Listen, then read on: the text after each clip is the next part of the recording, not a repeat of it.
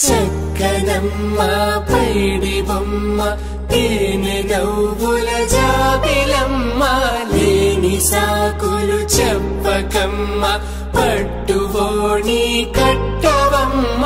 నాన్నయదపై నిన్నటిదాకా అల్లరి ఆటలు ఆడినా చిన్నారి తల్లి లేత భుజములు నేడు చీరలు మోయునా చెల్లో తురిమెను మంచి సంపంగులు మెల్లో మిలమిల మెరిసే హారములు అల్లో నీరెళ్ళంటే ఆ కన్నులు అమ్మ ఒళ్ళో కంటాయంట తన కలను